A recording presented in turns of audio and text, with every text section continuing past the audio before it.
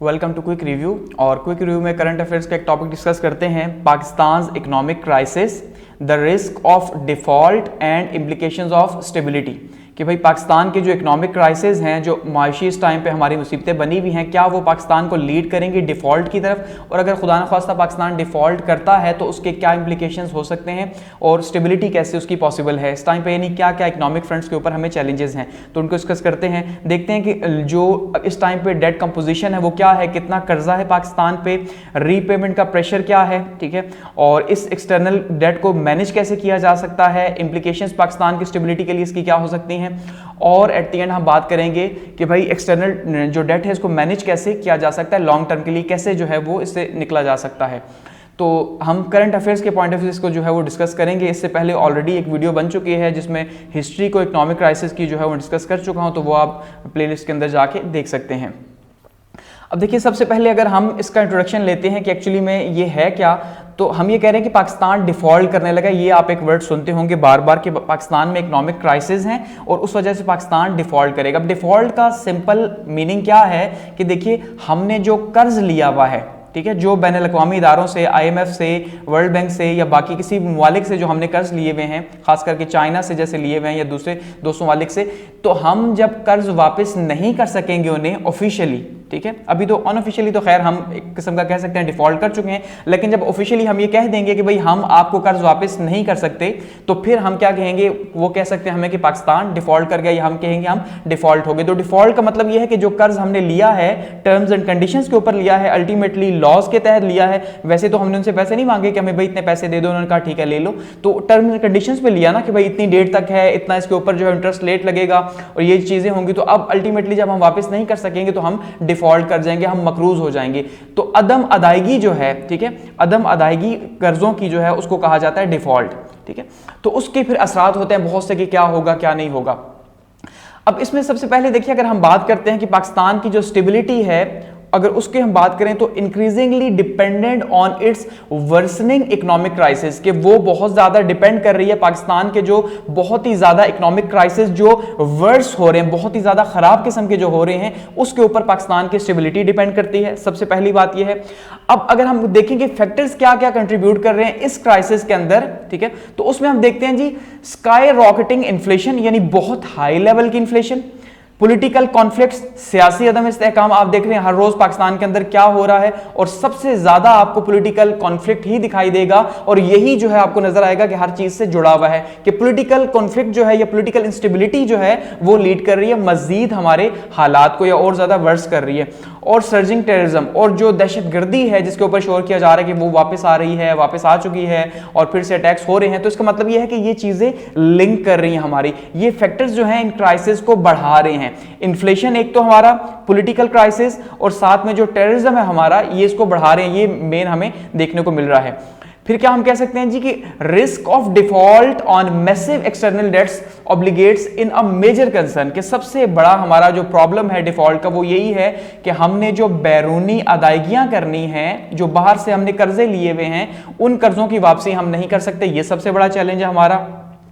और इसके साथ साथ इसको मजीद क्या चीज खराब कर रही है, ये तो हैं इश्यूज जो अभी तक हमें मजीद आहिस्ता आहिस्ता खराबी की तरफ लेके जा रहे हैं, लेकिन साथ में अगर हम देखते हैं तो हमें डीरेलमेंट हो रही है कि IMF का जो प्रोग्राम है, जैसे अब कहा जा रहा है कि वो नहीं मिलने लगा, तो इसका मतलब हम जो नया बजट लाने लगे हैं वो IMF के प्रोग्राम के बिना ला सकते हैं। तो अगर वो लाएंगे तो फिर क्या हालात होंगे, फिर मुल्क कैसे चलेगा। तो इसका मतलब जो IMF है, अगर हम उससे भी मामलात को आगे नहीं लेके जाते तो फिर हमारे लिए फॉरेन एक्सचेंज जो है वो बहुत ही लो इस टाइम पे पहुंच चुके हैं। तो इसका मतलब ये है कि हम जो बाहर से जितनी चीजें ले रहे हैं वो हम नहीं ले सकेंगे, तो हमारा एक और क्राइसिस जो है वो स्टार्ट हो जाएगा। तो इसका मतलब एक तो क्राइसिस डिफॉल्ट का है ही है, ऊपर से साथ में जो हम IMF से जो बातचीत नहीं कर पा रहे वो उसको मजीद जो है वो तकवीत दे रहा है और मजीद हालात को खराब कर रहा है। और ऑफिशियली अगर हम बात करते हैं कि पाकिस्तान ऑफिशियल फॉरेन रिजर्व्स जो हैं वो कितने हैं, वो $4 बिलियन के इस टाइम करीब मौजूद हैं, जो तकरीबन 1 मंथ के एक्सपोर्ट्स के बराबर हैं। कि देखिए, इसको जरा बात को समझिएगा कि इशू क्या है डिफॉल्ट, ये क्या कहानी है सारी, कि हम जितनी भी पेमेंट्स करते हैं वो सारी डॉलर्स के अंदर करते हैं, क्योंकि हम 80% चीजें पाकिस्तान इस टाइम पे बाहर से लेते हैं। अल्टीमेटली सेल्फ सफिशिएंट पाकिस्तान नहीं है तो बाहर से लेते हैं। उसमें सबसे ज्यादा अगर आप एनर्जी की बात कर लें तो हम जो ऑयल एंड गैस बाहर से लेते हैं तो सबसे ज्यादा क्योंकि हर इंडस्ट्री से जुड़ी हुई है, तो हम बाहर से ले रहे हैं, तो बाहर वाले हमारा पैसा तो नहीं लेते कि भाई आप जो है वो 10,000 रुपए दे दें, ये दे दें, तो रुपए का वहां पे कंसर्न नहीं है, वहां पे कंसर्न है डॉलर्स का। तो डॉलर्स जब बाहर से हमें इनके साथ मुआहदे होंगे, ये जो बाहर से हम लोन्स लेते हैं तो डॉलर्स की शक्ल में है, तो अगर वही नहीं होंगे तो हमारा प्रॉब्लम ये होगा। तो इसका मतलब ये है कि सबसे बड़ा इशू डॉलर्स का है, ये इसी वजह से हम डिफॉल्ट कर रहे हैं और इसी वजह से हमारे हालात खराब हैं। अब वो तो हमारा इंट्रोडक्शन है। अगर अब हम आगे बढ़ते हैं और देखते हैं कि डेट कंपोजिशन क्या है, ये जो हमने कर्ज लिया हुआ है इसके इस टाइम पे हालात क्या हैं और ये कितना हो चुका है, तो उसको अगर हम देखें और समझने की कोशिश करें ताकि हमें इस जो क्राइसिस है इसको मजीद बेहतर अंदाज में समझ सके हम बेहतर अंदाज में। देखिए इसमें सबसे पहला हमारे पास पॉइंट क्या है कि टोटल एक्सटर्नल डेट अगर हम बात करते हैं कि जो बैरूनी कर्ज है पाकिस्तान का, जो लाइबिलिटीज है पाकिस्तान की, वो है जी $126.3 बिलियन। ठीक है, इस टाइम पे पाकिस्तान की जो कर्ज की शक्ल में लाइबिलिटीज हैं वो कितनी हैं जी? $126.3 बिलियन, यानी $126.3 अरब डॉलर्स के करीब हैं। सेकंड है, अगर अप्रोक्सीमेटली बात करते हैं तो 77% इस डेट का जो है, इस डेट में से 95.5 बिलियन, 77% का मतलब क्या बन रहा है? 97.5 बिलियन जो है वो डायरेक्टली गवर्नमेंट ऑन कर रही है, यानी गवर्नमेंट ने उसको लिया हुआ है, डायरेक्टली गवर्नमेंट के खाते में जा रहा है 77%, और जो बाकी हमारे पास बच रहा है 23% शेयर, वो किसका है जी? वो गवर्नमेंट, सेमी गवर्नमेंट या दूसरे इंस्टीट्यूशंस हैं उनके पास है। तो इसका मतलब हुकूमत ने 77% जो है वो वापस करना है। अब थर्ड क्या है, जो मल्टीलैटरल ऑर्गेनाइजेशंस हैं अगर उनके हम शेयर्स की बात करें तो वो तकरीबन $45 बिलियन हैं इस टाइम पे, यानी कि $97.5 बिलियन गवर्नमेंट के पास और $45 बिलियन जो है वो सेमी गवर्नमेंट आप कह लें उन इंस्टीट्यूट्स के पास हैं। नेक्स्ट है जो पेरिस क्लब डेट है, जो पेरिस क्लब डेट है उसकी हमारे पास जो अमाउंट है वो है जी 8.5 बिलियन रुपीस, जो कि मेजर क्रेडिटर कंट्रीज हैं उनमें से हमने भी ऑन किया हुआ है। अब देखिए पेरिस क्लब डेट है क्या? पेरिस क्लब डेट जो है वो पेरिस के अंदर एक ऑर्गेनाइजेशन बनी हुई है उन ममालिक की, जो ममालिक जिन्होंने बहुत ज्यादा कर्ज लिया हुआ है, जिनकी जो फाइनेंशियल जो इंस्टेबिलिटी है बहुत ज्यादा है, तो उनके लिए एक बनाया हुआ है पूरे का पूरा एक सिस्टम बनाया हुआ, ऑर्गेनाइजेशन बनाई हुई है नॉन ऑफिशियल, कि भाई आप जो है कैसे इस कर्ज से निकल सकते हैं और क्या आपके लिए बेहतरी हो सकती है, या कर्जों को रोल ऑफ करवाना या दोबारा से उनकी जो है वो नई शेड्यूलिंग करना, ये सारे का सारा जो है इसके थ्रू होता है, पेरिस क्लब के थ्रू। तो उसके भी डिफॉल्टर यानी कि उसका भी 8.5 बिलियन का कर्ज मौजूद है। नेक्स्ट है प्राइवेट कमर्शियल लोन्स जो हैं हमारे पास वो बनाते हैं 7.8 बिलियन ऑफ पाकिस्तान डेट, कि ये जो प्राइवेट कमर्शियल के जो लोन्स हैं वो 7.8 बिलियन के हैं। और नंबर 6 है चाइनीज डेट जो है, जिसमें हम बहुत बुरी तरह से फंसे हुए हैं, उसकी अगर हम बात करते हैं तो वो अराउंड जो है जी 27 बिलियन है। ठीक है, और इसमें बायलैटरल डेट कमर्शियल लोन्स भी जो है वो शामिल है, दो तरफा यानी कि जो लोन है उसमें अंदर वो भी शामिल है। अब देखिए ये मुख्तलिफ जो है इसकी यानी कि 6 तरह से हमने लोन्स जो है उसकी रीपेमेंट करनी है। हमारे पास जो डेट है, जो कर्जा है, वो इन 6 मुख्तलिफ जो है वो जराए से हमने लिया हुआ और हमारे पास मौजूद है, जो हमने रीपे करना है। ठीक है, ये 6 मुख्तलिफ ज़राए हैं हमारे पास। ऐसा नहीं है कि सिर्फ हमने IMF का या जो हम ये कह रहे हैं कि भाई चाइनीज़ का हमने लोन वापस करना है, तो ये नहीं है, ये हमारी डेट की कंपोजिशन है। अब अगर हम देखते हैं कि डेट रीपेमेंट प्रेशर हमारे पे क्या है, कि भाई हमें जो सबसे ज़्यादा इस टाइम पे प्रेशर फेस करना पड़ रहा है, जिस वजह से हम ये कह रहे हैं कि हम डिफॉल्ट करेंगे, क्योंकि डिफॉल्ट तब करेंगे जब कोई कर्ज वापस मांगेगा ना, तो कर्ज अगर कोई वापस ही नहीं मांगता तो फिर तो डिफॉल्ट नहीं कर सकते। तो इस टाइम पे हमसे कर्ज वापस मांगा जा रहा है। ठीक है, तो वापस जो मांगा जा रहा है वो जो हमने देना है उसका हमारा क्या सिस्टम बना हुआ है, तो उसमें देखिए हमने अप्रैल 2023 से जून 2026 तक, यानी 2023 के अप्रैल से जून 2026 तक अगले 3 साल में पाकिस्तान ने रीपे करना है 77.5 बिलियन, यानी 77.5 अरब रुपए एक्सटर्नल डेट वापस करना है। आप अंदाजा कर लें कि किस लेवल पे है। ठीक है, और अगर शॉर्ट टर्म की बात करते हैं कि शॉर्ट टर्म डेट जो हमने वापस करना है खास करके अप्रैल और जून 2023 के अंदर, यानी अभी हमने इन 2 महीनों के अंदर जो वापस करना था, जो हमारी बातचीत हुई थी, वो है 4.5 बिलियन का। तो आप अंदाजा करें टोटल हमारे पास 4 बिलियन फॉरेन रिजर्व्स हैं। ठीक है, तो फॉरेन रिजर्व्स अगर टोटल $4 बिलियन हैं तो हमने वापस करना है 4.5 बिलियन। तो ये कैसे पॉसिबल हो सकता है कि हम इसे वापस भी कर सकें और फिर हमारे पास फॉरेन रिजर्व्स भी हों और हम उससे अपना जो है अगला भी सिस्टम चलाएं अपना इकोनॉमिक्स का, तो ये पॉसिबल नहीं है। तो आप अंदाजा कर लें ये शॉर्ट टर्म है। थर्ड है जी, अगर हम बात करते हैं नेक्स्ट फिस्कल ईयर की, कि जो हमारा अगला जो माली साल होगा, ठीक है, जो जुलाई से जुलाई होता है, तो जो अगला माली साल हमारा होगा वो हमारे लिए मोर चैलेंजिंग होगा। ऐसा नहीं है कि हमने ये कहा कि ये हमें आर्जी तौर पे चाहिए, हमने 4.5 अरब रुपए 5 अरब डॉलर जो है वापस करने हैं और उसके बाद हमारा सुकून हो जाएगा, ऐसा नहीं है, क्योंकि हमने 2026 तक कर्ज वापस करना है। कितना? 77.5 बिलियन का। तो अल्टीमेटली जो अगली हुकूमत भी आएगी उसके लिए भी उतना ही चैलेंजिंग है, और ऐसा नहीं है कि पाकिस्तान एकदम से इससे बाहर आ जाएगा, बल्कि हमारे हालात अगले 3 साल भी बहुत खराब रहने लगे हैं जैसे पिछले 75 साल रहे हैं। तो उसमें हमने, अगर हम देखते हैं कि 75 ईयर्स में जो रहे, तो उससे भी हम देख लें तो हमें वो तकरीबन 25 बिलियन जो है डॉलर्स का, वो भी हमें एक नुकसान होगा, या आप कह लें वो भी हमने देना है नेक्स्ट फिस्कल ईयर में, यानी कि अगले एक साल में जुलाई 2023 से लेके 2024 के बीच में हमें जो पे करना है वो 25 बिलियन डॉलर के करीब है। तो आप अंदाजा कर लें, क्या एक साल में हम 4.5 बिलियन पे नहीं कर सकते, तो 25 बिलियन डॉलर्स कहां से हम पे करेंगे? तो इसका मतलब उसको भी या तो रीशेड्यूल करवाना पड़ेगा, और अगर अभी हम डिफॉल्ट नहीं होते, लेट सपोज, तो हम 3 माह बाद, 6 माह बाद और इसी साल नेक्स्ट ईयर के अंदर ही हम डिफॉल्ट हो जाएंगे, क्योंकि इतने पैसे हम कहीं से जनरेट नहीं कर सकते। ये भी चैलेंज है। और 4 क्या है जी?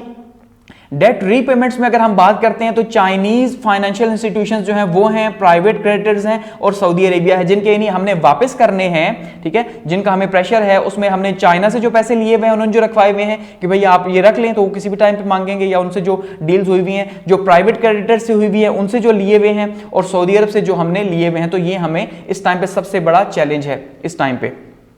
तो ये हमारा क्या है? डेट रीपेमेंट प्रेशर है, जो कि अभी फिलहाल बहुत बड़ा चैलेंज है, लेकिन अगले एक साल में भी उससे बड़ा चैलेंज है, और कम से कम 3 साल के लिए चैलेंज है, अगर हम स्मूथली भी चलते हैं तो भी। लेकिन जो हालात अभी चल रहे हैं उसके अकॉर्डिंगली तो शायद हम अगले 30 साल भी ऐसा ही हो।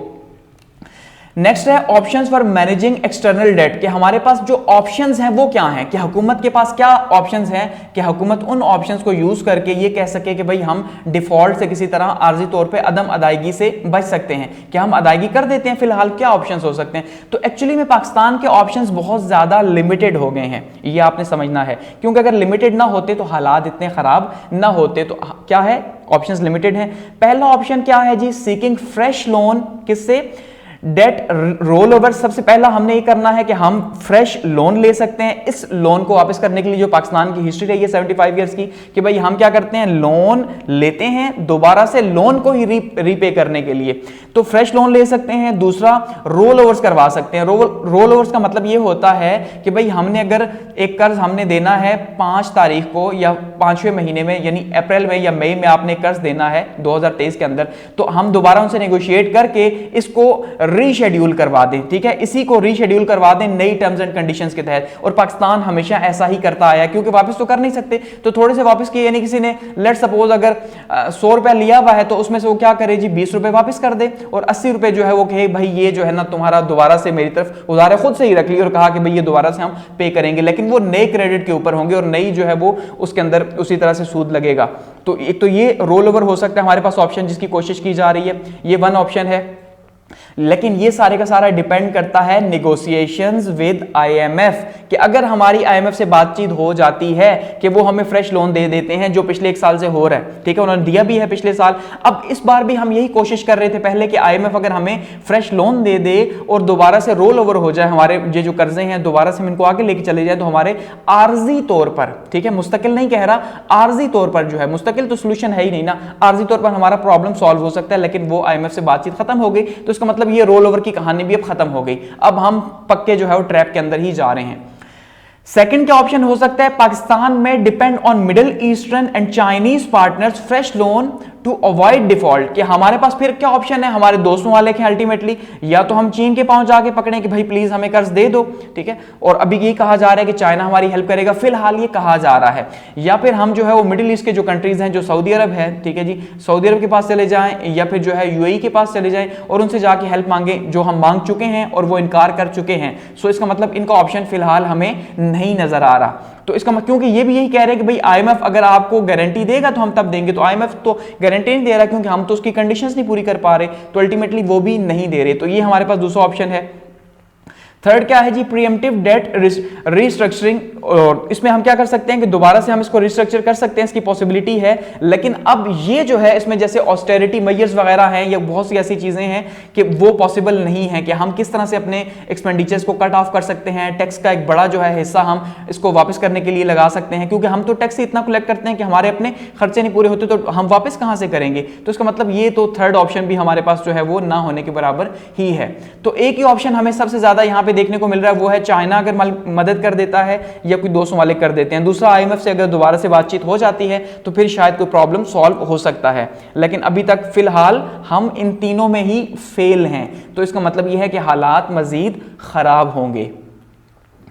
अगर हम बात करते हैं इंप्लीकेशंस की कि पाकिस्तान के ऊपर इसकी इंप्लीकेशंस क्या हो सकती हैं, कि सवाल यह है कि डिफॉल्ट कर जाएंगे तो इसका असर क्या होगा, कैसे हम इसको फिर मैनेज करेंगे, लॉन्ग टर्म के अंदर क्या होगा। तो उसके बहुत सारे इंप्लीकेशंस हो सकते हैं। देखिए, रियल डेंजर्स में सबसे पहले क्या हो सकता है कि हमारे लिए हम जो सॉवरेन डिफॉल्ट करेंगे तो उसकी तरफ लेके जाएगा हमें। सॉवरेन डिफॉल्ट का मतलब ये है कि आप सिंपली कहें कि जब कोई मुल्क डिफॉल्ट होता है तो उसे सॉवरेन डिफॉल्ट कहा जाता है, क्योंकि सॉवरेनिटी है कंट्री की ना, तो सॉवरेनिटी है तो सॉवरेन डिफॉल्ट होगा, तो उसमें हमारा जो नाम होगा मुल्क का वो बहुत ज्यादा खराब होगा। क्योंकि मुल्क किससे चलता है, बाहर के पैसों से चलता है, फॉरेन डायरेक्ट इन्वेस्टमेंट से चलता है, बाहर के इंस्टीट्यूशन से चलता है। तो खास करके अगर हमारा जो है वो हम क्रेडिट नहीं दे सकेंगे, हमारे पास यानी डिफॉल्ट कर जाएंगे, तो अल्टीमेटली हम पे कोई ट्रस्ट नहीं करेगा। तो ये बहुत बड़ा हमारा नुकसान होगा, लॉन्ग टर्म के लिए भी हम मजीद पीछे चले जाएंगे। तो आईएमएफ की जो सपोर्ट है अगर हम उसकी बात करते हैं, और साथ में जो चाइना की हमें हेल्प मिले अगर, या जो ईस्टर्न कंट्रीज हमारे मिडिल ईस्टर्न पार्टनर जो हैं अगर उनकी हमें कुछ मदद मिले तो फिर हमारे लिए हालात बेहतर हो सकते हैं, जो हमें नजर नहीं आ रहे। तो इंप्लीकेशंस में सबसे पहली इंप्लीकेशन क्या है कि अगर पाकिस्तान डिफॉल्ट करता है, if Pakistan defaults it could be disturb imports leading to shortages to essential goods and commodities. कि सबसे पहला मसला यह होगा कि जो हमारी इंपोर्ट्स हैं, जो हम मुल्क के अंदर चीजें मंगवा रहे हैं, वो सारी हम डॉलर्स में मंगवा रहे हैं, हमारे पास जब पैसे ही नहीं होंगे तो हम उन्हें नहीं मंगवा सकेंगे। तो क्या होगा, चीजों की शॉर्टेज हो जाएगी, एक नया क्राइसिस स्टार्ट हो जाएगा। जो बहुत ही जरूरी चीजें हैं, एसेंशियल गुड्स हैं, ठीक है, बहुत जरूरी चीजें जो हम 80% मैंने कहा बाहर से लेते हैं। आप फूड आइटम्स ही देख लें, हम बाहर से ले रहे हैं, गंदम हम बाहर से ले रहे हैं, ठीक है, हर चीज बाहर से ले रहे हैं। तो हम खाने को, जैसे कहते हैं ना, खाने के लाले पड़ जाना, तो हमें खाने के लाले पड़ जाएंगे।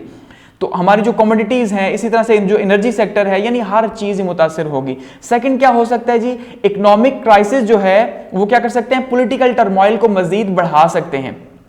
ये जो हमारा सियासी इस टाइम पे अदम इस्तेहकाम मौजूद है, पगड़ा दगड़ी लगी हुई है, और इसमें जो है वो बहुत ही मुश्किल हालात है पाकिस्तान के सियासी तौर पर, तो ये मजीद खराब हो जाएंगे। क्योंकि जब एक साइड से पैसे भी नहीं होंगे तो इदारे कैसे काम करेंगे, इदारों की तनख्वाहें कहाँ से आएंगी। चलें, तनख्वाहें तो हम दे देंगे, लेकिन जो बाहर से हम एनर्जी का हम इतना बड़ा हमारा इशू है वो कहाँ से आएगा। तो existing conflicts and demographic changes, कि इसके साथ साथ हमें बहुत से जो है वो मौजूदा हालात जो हमारे बहुत टफ हैं, चाहे वो दहशतगर्दी है, चाहे वो हमारा जो है वो और बहुत से मसले मसाइल हैं, तो वो सारे इंक्रीज हो जाएंगे, इससे पॉवर्टी बढ़ जाएगी। थर्ड क्या हो सकता है, अच्छा, ये क्राइसिस लेके जा सकते हैं जी unpredictable effects to the due to Pakistan nuclear arsenals के, जिसकी बार बार बात की जा रही है कि भाई पाकिस्तान के जो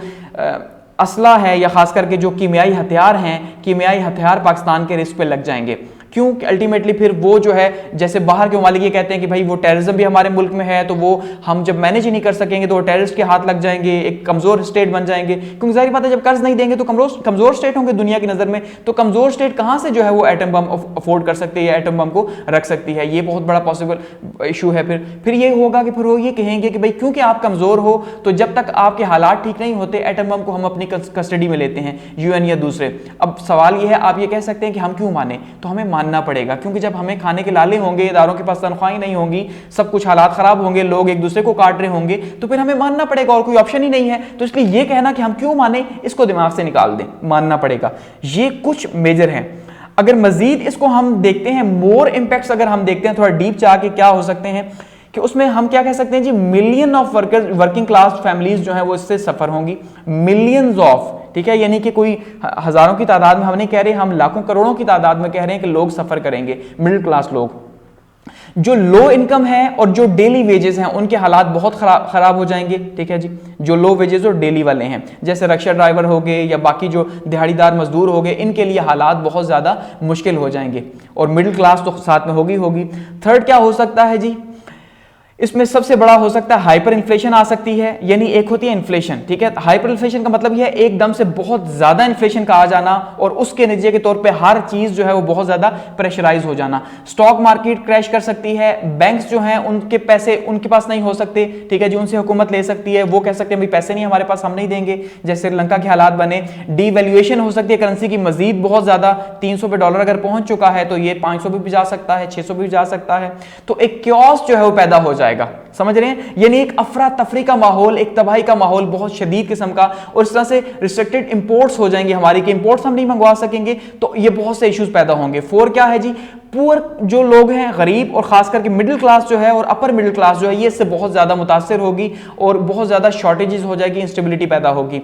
5th क्या हो सकता है जी, हाई इन्फ्लेशन हो सकती है और हाई इन्फ्लेशन की वजह से अनएम्प्लॉयमेंट हो सकती है। ऑलरेडी पाकिस्तान के अंदर इतनी ज्यादा एम्प्लॉयमेंट है तो मजीद एम्प्लॉयमेंट जो है वो बढ़ जाएगी, अनएम्प्लॉयमेंट के रेट्स जो है वो बढ़ जाएंगे, तो उससे क्या होगा, बेरोजगारी पैदा होगी, ठीक है, और वो हालात को मजीद वर्स कर देगी। आज देखिए पाकिस्तान में क्या हो रहा है, कराची में हम पहले सुनते थे कि भाई स्नैचिंग हो रही है, ये हो रहा है, वो हो रहा है, आज पूरे पाकिस्तान में ये हालात हैं, चोरी डकैती कहां पे है। तो जब अनएम्प्लॉयमेंट होगी तो हर कोई भूखा तो नहीं मर सकता, हर एक ने तो खाना है, फिर वो कहां से खाएगा, फिर यही जो है इलीगल वेज होंगे, तो क्राइम का जो रेट है वो बहुत हाई लेवल पे चला जाएगा, ठीक है, और उससे जो है वो पूरी एक अजीब तरह की सोसाइटी आप कह सकते हैं, जैसे थर्ड वर्ल्ड कंट्रीज के अंदर हम ये कह रहे हैं ना, थर्ड वर्ल्ड कंट्रीज में वहां पे कोई लॉ एंड ऑर्डर नहीं है, यहां पे भी खैर अभी हमें देखने को नहीं मिल रहा, लेकिन वहां पे भी ये चीजें हैं, तो ये बहुत ज्यादा हो जाएंगी मजीद।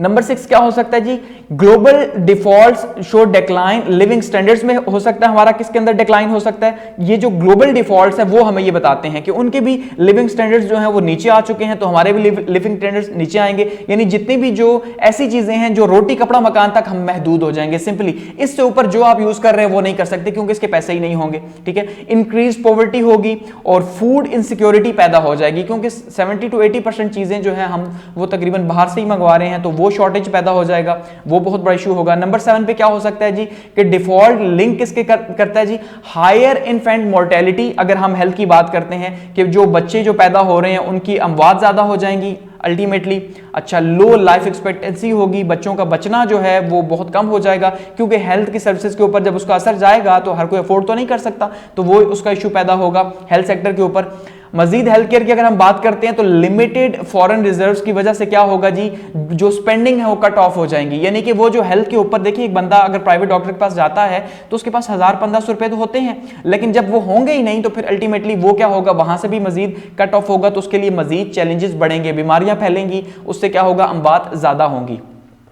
नंबर 9 पे क्या हो सकता है, पाकिस्तान कॉन्टेक्स्ट वर्सन, पाकिस्तान के हालात मजीद शदीद हो सकते हैं, किस वजह से, क्योंकि पाकिस्तान में पॉलिटिकल क्राइसिस हैं, एक तो ये, दूसरा पाकिस्तान क्लाइमेट चेंज को फेस कर रहा है, दूसरा ये, थर्ड क्या, गवर्नेंस चैलेंजेस हैं, और फोर्थ क्या जी, हेल्थ केयर आउटकम्स जो है बहुत ज्यादा गरीब लोगों के लिए मुश्किल हैं। तो इसका मतलब है पाकिस्तान में ये चीजें मजीद स्वेर होंगी, क्योंकि पाकिस्तान के लिए ऑलरेडी चैलेंजेस मौजूद हैं। और नंबर 10 पे क्या हो सकता है जी, हायर इंपैक्ट्स किसके हो सकते हैं पाकिस्तान के, और क्यों हो सकते हैं, क्योंकि एग्जिस्टिंग क्राइसिस पाकिस्तान जो है फेस कर रहा है, और खास करके इंपॉर्टेंट फूड जो है जो हम बाहर से मंगवाते हैं उसके ऊपर हमें जो चैलेंजेस फेस करने पड़ेंगे। तो ये आप कह सकते हैं कि मजीद अगर हम डीप करके देखें क्राइसिस को कि क्या मुश्किलात हो सकती हैं, तो वो ये हमें मुश्किलात नजर आ रही हैं कि ये मुश्किलात हो सकती हैं,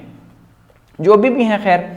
अब अगर हम मजीद देखते हैं कि options to manage external debt, कि इसको मैनेज कैसे किया जा सकता है, जैसे कुछ ऑप्शंस तो हम ऑलरेडी देख चुके हैं, उन्हीं को अगर हम दोबारा रिविजिट करें तो हमें क्या करना है जी, access to sovereign financial markets, कि अगर हम सॉवरन मार्केट्स जो हैं, यानी ये जितने भी बड़े बड़े इदारे हैं जैसे IMF है, वर्ल्ड बैंक है, ये सारे आजादाना तौर पर काम करते हैं, तो ये सॉवरन फाइनेंशियल मार्केट्स कहलाती हैं। तो इनसे हमें लोन लेना पड़ेगा, लोन को रोल ओवर करवाना पड़ेगा, और मिडिल ईस्टर्न जो कंट्रीज हैं और चाइना जो है अपने दोस्त ममालिक जो है उनकी हमें मदद लेनी पड़ेगी, यानी या तो IMF के पास जाना पड़ेगा या दोस्त वाले के पास जाना पड़ेगा, जिसके ऑप्शंस महदूद हो चुके हैं। लेकिन शायद कि अगर हम हायर डिप्लोमेसी की बात करें, हम ये कहें कि भाई इलेक्शंस हो जाते हैं और उसके बाद शायद हमें कुछ हेल्प मिल सके इन ममालिक से, क्योंकि तो अभी के हालात है ना, तो पाकिस्तान के हालात तो आगे भी ऐसे रहने हैं 3 साल मजीद काफी, तो इसका मतलब ये है कि इलेक्शंस हो जाते हैं, क्रेडिबल गवर्नमेंट आ जाती है, तो शायद हमें ये दोस्त ममालिक मदद करने में कुछ हेल्प कर सकें या IMF से डील हो सके।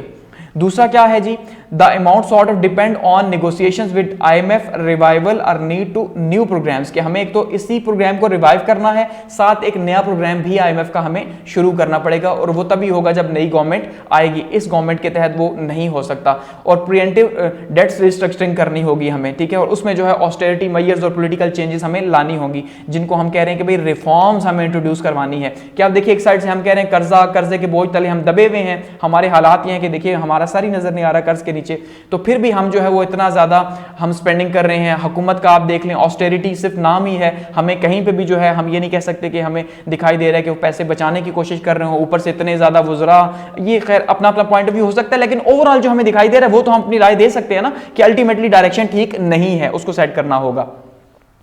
तो एट द एंड अगर इसको कंक्लूड करते हैं तो देखिए पाकिस्तान में जो इकोनॉमिक स्टेबिलिटी है वो बहुत ही मुश्किल से अब आएगी, ठीक है, और रिस्क जो है डिफॉल्ट का वो बहुत ज़्यादा मैसिव हो चुका है। पॉइंट नंबर 1 ये है, ठीक है। और दूसरा हम ये कह सकते हैं कि managing debt obligation, securing financial support और implementing necessary reforms for crucial to avoid economic crisis, कि सबसे इंपॉर्टेंट चीज इस टाइम पे रिफॉर्म्स है। हर गवर्नमेंट आती है, रिफॉर्म्स करवाती है, लेकिन प्रॉब्लम ये है कि उनमें सस्टेनेबिलिटी नहीं होती। क्यों? कि जब पॉलिटिकल सस्टेनेबिलिटी नहीं होगी तो एक हुकूमत अगर इंट्रोड्यूस करवाती है तो दूसरी हुकूमत जलसे जुलूसों पे चली जाती है कि भाई महंगाई कर दे, ये कर दिया, वो कर दिया, और दूसरा फिर उनकी भी जब लॉयल्टी नहीं होगी तो फिर प्रॉब्लम्स पैदा होंगे। तो एक तो रिफॉर्म्स हमें चाहिए अगर हमने इससे निकलना है, और दूसरा जो हमारे पोटेंशियल पार्टनर्स हैं, चाइना या दूसरे IMF ममालिक वगैरह हैं या मिडिल ईस्ट है, अब यही हमें बचा सकते हैं। और हमारे पास कोई तरीका नहीं है कि हम ये कहें कि भाई आंखें बंद कर लें और हम कहें कि हमारे क्राइसिस जो है वो दूर हो सकते हैं। तो ये हमारे जो है वो करंट इकोनॉमिक क्राइसिस इस टाइम पे हैं पाकिस्तान के।